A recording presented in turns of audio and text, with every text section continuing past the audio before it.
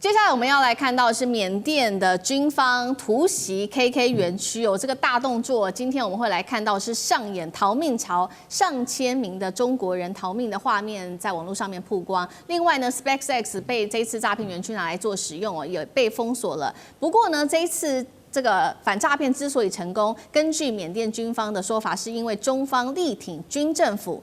不过呢，缅甸的内战现在是否再次燃烧？今天我们会一起的来做关注。好，震撼的画面曝光了，就是缅甸军政府呢，在22号这一天突然间是闪电突袭，哪里呢？就是妙瓦底 KK 园区了。当时他突袭之后，就可以看到成千上万的工人从这个 KK 园区里面冲出来，这个画面当中还包括了上千名的中国人。那有人是背着行李，有人开车啊，有人骑车挤上货车等等。这个画面就是有人挤上货车然后逃出这个 KK 园区，现场的混乱度是非常高的，有人形容这像是战区大规模的一个撤离行动。好，有一些比较具体的数字了。缅甸军方说，这一次的扫荡呢 ，KK 园区一共是拘捕了2198个人，也查获了30套是来自于星链的设备。泰国官员也证实了，还甚至呢有超过600人从这一次的扫荡当中的 KK 园区逃离，并且就这样子越境进入了泰国。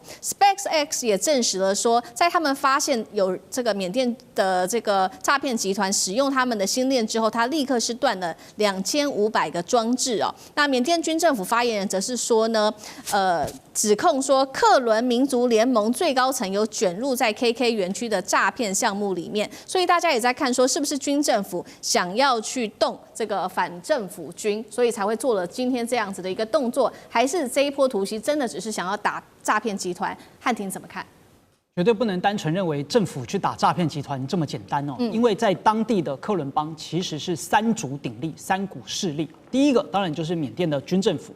第二是与军方若即若离的克伦边防营但其实它才是跟诈骗集团比较有关的。对，那再来是长期跟中央政府对着干的克伦民族联盟。那现在呢是军政府说其实是第3个人干的，但是这有点指鹿为马，因为大家都知道跟第2个克伦边防营比较有关。那为什么他要偏偏去讲说是这个反对他阵营的人干的呢？当然就是在搞认知作战，就是希望能够把一切的罪都怪到克伦民族联盟，为后续的军事行动来作为铺垫。所以这不仅仅只是单纯打击诈骗集团，还包含了第一个，它转移国内的一些矛盾。因为目前军政府呢，在非常多的战线上都面临到了这所谓的民主同盟军的这个反对派的武装军事压力，所以呢，他透过高调来打击国际公认的犯罪窝点，自然就能够把公众的视线转移到这从军事的失利啦，转移到他的这个我恢复了政治秩序上面。此外呢，他也打击了反对派的武装的经济命脉，所以他发言人直接说，是这个民族联盟干的，说他的高层涉及了相关的诈骗。那为什么呢？就是后续我就可以针对这个阵营做出更多具有正当性的攻击，甚至呢是军事上的行动，并且削弱了他的声誉以及经济的来源。再来最简单，也是要回应国际的压力。毕竟诈骗集团祸害全球，不仅呢祸害中国大陆啦、泰国啦什么的，那台湾也是非常多人受害，也就是在缅甸这里面都有连线得到。所以自然而然，军政府展现了一个态度，我就说我是有能力来解决我们的秩序，我是有能力来跟世界各个国家合作，大家还是要来支持我们军政府，大家要相信我军政府能够有解决问题的能力，所以我军政府还是好棒棒的。因此，他是透过这个事情来向国际也争取相当话语权。这次军政府透过打诈除了建立威望，也是在打击反对派。那另外一方面，我们看到除了军政府从陆地上面去做着手，我们看到星链也被断了嘛。那如果从陆地再加上太空联手，真的能够这一次就会彻底的把诈骗园区给剿灭吗？张将军怎么看？我认为没有那么单纯，我认为只是避风头而已。因为这些电诈集团呢，都是内神通外鬼，让他们能够吃骗喝骗那么多钱，他骗了现在现金就有超过100亿人民币，看那么多，你看他这个诈骗电诈集团呢是万国公敌，那怎么会成为万国公敌？因为一定有人在包庇嘛，因为那个政府军也在拿钱啊。是这个样啊。现在就是他们做了这些事情，对了，抓了人，对，抓了2000人，没有错。然后呢，也扣了这些相关的机械设备，30套30组，30套总共2500组，你就知道有多少了。也把星链关掉 ，Starlink 关掉。这没有错。但是人家会化整为零呢？你以为电诈集团那么笨啊？很聪明的人都一样被骗，这天知道电诈集团有多么的厉害了，对不对？他就这些，他的脑筋他会去转，就让你感觉到就弄假成真，就是信以为真，然后钱就被骗了。他一定很厉害的，哪那么容易就消灭了电诈集团呢？他现在可能先避风头，我认为他转到地下。你看那果敢的刘家，如果刘家的话，他是为什么刘家他为什么会有那么多的武装部队那么多？他有钱啊，有钱就去武装他。买无人机、买坦克，他都有是这个样，所以他盘踞在山头，变成一个小山头，变成一个地方势力，盘踞一方，变成一个好像类似军阀一样。但是为什么那么厉害？有钱嘛，那有钱怎么来的？难道他一个人就可以这个包山包海吗？没有，我认为这个是有猫腻的，是有跟官方勾结的，有内神通外鬼的。所以我认为感觉到好像一时看好，但是我认为并不乐观。暂时转入地下，化整为零。到时候又复出了，这可以转移阵地的，暂时避风头，等到风头过了之后又死灰复燃。我认为要消灭电诈集团并没那么容易。好，不过就是暂时的消灭，但是有人就认为说，这一次至少可以做一个暂时的消灭，是不是因为有大陆在后面去做支持呢？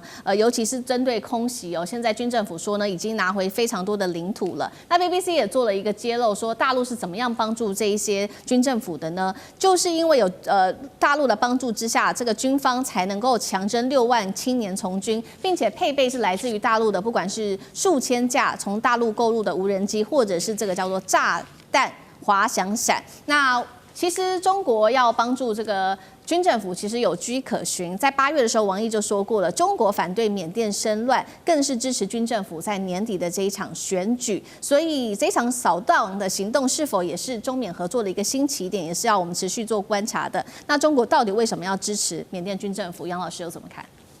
其实我们看，大概已经有4年了吧，2021年开始，三方的反叛军在缅甸北部取得了这个胜利之后呢，那个时候军政府似乎好像一蹶不振，可是事实上后来并没有往这个剧本发展。那军政府其实并没有想象中就是溃散，那他其实也继续在征兵，然后呢，针对自己内部也在做，就是说这个等于是压制。那另外这三方的这个反叛军呢，自己处不好，然后又牵扯到诈骗集团，对这个情况变得越来越严重。所以中国大陆在那个时候开始第一个，它针对边境就做严格的管制，尤其是军民两用的一些物品就做严格的管制，而且不会去介入到任何一方，不管是反叛军还是军政府。那这个是中国对外政策，即使是跟他的邻国，即使是在这里面有诈骗的这个事件，但后来诈骗事件发展的越来越严重的情况之下呢，军政府的反击开始就出现。所以你看到最近是特别在这个角梅镇这一阵子，那针对的就是德昂民族解放军，他就夺回过去这个德昂民族解放军几个月来所占领的角梅镇，那军政府大概在3个礼拜之内就拿回来。当然这里面有提到的一些就是无人机的使用，不过这个当然也就跟中国大陆的政府的政策一样，你自己内部的事务其实我不积极的介入，可是呢不能影响到我边境的安全，我会做一定的军民的或者是物资的管制，避免介入到你任何一方。但是如果你内部里面有影响到我的边境安全，甚至诈骗事件影响到整个社会的，那我就不允许这个情况继续的恶化跟提升。那当然，哪一方能够有效的处理现在的这个秩序，尤其本来就掌控整个缅甸的军政府，就得到了大概间接的大陆这边的就是支持。是好，那我们也继续请教厉将军又怎么看？因为这一次其实有用到大陆的无人机跟它的炸弹滑翔伞，这个是关键嘛？那缅甸未来的内战走向，也请将军带我们看。为什么中国要支持缅甸军政府？到缅甸来讲，中缅的经济走向对中国太重要了。我们知道缅甸下面有一个叫皎漂港，中国在那边已经租借了99年的使用权因为它可以避开马六甲海峡，所以对中国来讲，缅甸这个地缘上面是非常重要。那中国在这边投资也很多当然，缅甸这个地方由于各军阀的势力割据你不容易掌控。尤其是说，在2021年这个米昂莱夺取了这种政变，夺取了政权之后，事实上他没有办法掌控到整个缅甸的全境，甚至于他还纵容一些边境来讲这些诈骗。这个集团这个去诈骗得到钱以后，是不是给他一些好处？我们是存疑。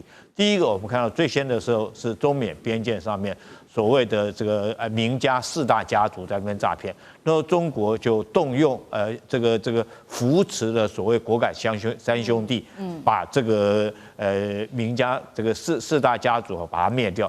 灭掉以后，当然那是在边境，那这次是跑到妙瓦底建立了KK 园区。那妙瓦底离中国边境比较远，中国不能派军队到这边来灭嘛，你等于说派军队进入人家的国境是有问题的。那它旁边刚好这条河，河的右岸是这个泰国，左岸是妙瓦底。然后这些诈骗集团，你去这个打他，他又跑到泰国，那泰国这个没有事了，他又跑回来。我们甚至于怀疑说是这个泰缅，包括闽安来或泰国底下的一些地方的势力，是不是有从中得到一些好处？所以这些诈骗集团可以在这边生存。好，那现在我觉得机会来了，因为缅甸军政府那个时候被果敢这个4大家族打得快抬不起头来了。那在闽安来大概也抬不起头。这个时候，大家我替大家回想一下，你知道妙瓦底这个 KK 营区谁在经营的？你知道吗？就是他的边防军司令、边防军指挥官呢，叫这个叫做这个索其都。我想各位还有这个印象。他本身是缅甸派他的任官的一个军官在那边当边防司令，但他的太太、他的小孩就担任 KK 营区所有的经理啊，或者是这个管理员啊，或者是这个财务管理，都整个家族在经营这个妙瓦底 KK 园区。那主谋者不可讳言就是索其都本人。那索其都难道你跟这个闽安来难道中间没有任何挂钩吗？所以这个态势很明显。那为什么现在闽安来愿意用他军政府去打索其都？我觉得最后就是中国力量介入了嘛，因为你那边来讲，你别的地方被打得差不多，那闽安来为了维持他的治权，为了维持他的统治权，他必须要向中国低头。然后在中国低头，中国就支援他很多的武器，比如说是无人机，或甚至支援他一些相关的费用，让他可以募得所谓的6000万的年轻人去从军。